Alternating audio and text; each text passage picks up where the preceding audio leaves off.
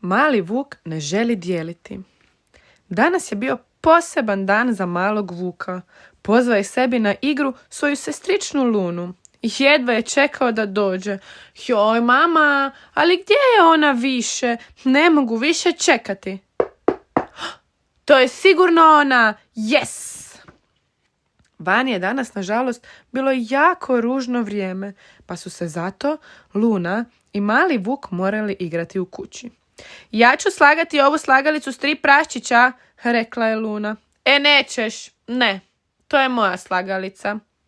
Ali vuče, pa znaš da moramo dijeliti. I pozvao si Lunu na igru.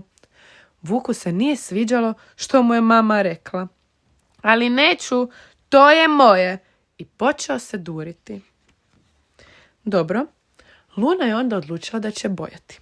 Uzela je bojice, ali odjednom, ne, Luna, ne, to su moje bojice i ne želim da mi ih potrošiš. Ali mali vuče, ponovo će mama, pa zajedno možete potrošiti bojice i kupit ćemo nove. Ali ja to ne želim, to su moje bojice. Ali vuče, pa hajde, pozvao si Lunu na igru. Vuku se nije to uopće sviđao i odlučio da će on otići ća. Stavio je kabanicu i čizme i došao je van u dvorište. A vani je i dalje padala kiša. Kad je odlučio otići na ljuljačku, nije se mogao ljuljati. Bila je mokra. Odlučio je potražiti svoje prijatelje pužiće, ali nikog nije bilo. Svi su se oni sakrili. I tako je vuk, šetajući dvorištem, shvatio da bi mu možda bolje bilo da se poigra sa Lunom. Vratio se u kuću i dotrčao je k Luni. Luna, možemo se zajedno igrati u mojoj sobi. Može! I zajedno su potrčali na kat.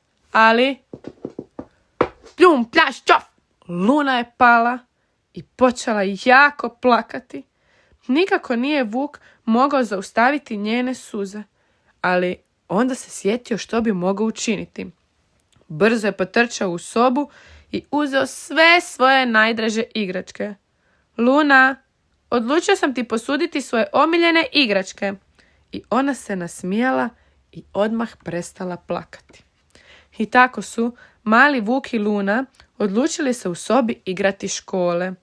Vuk je uzeo sve veće igračke i učio ih je brojiti, dok je Luna, one manje, učila kako se odviknuti od pelene i stavljala ih je na tutu. I brže bolje došlo je vrijeme kad je Luna morala otići kući. Ali Vuku se to opet nije sviđalo. Ali zašto, mama, već? Pa tako je brzo prošlo. Da, Vuče, jesi vidio? Kad se zajedno igrate i dijeliš igračke, vrijeme brzo prolazi. Ali ne brini, Vuče, Luna će ponovno doći k nama. I tako je Luna zagrlila malog vuka i otišla kući sa njezinom mamom. Čiča miča, gotova priča. Ne zaboravite, igračke je ponekad potrebno dijeliti. Bok! Pozdravlja vas vaš prijatelj Zmajo.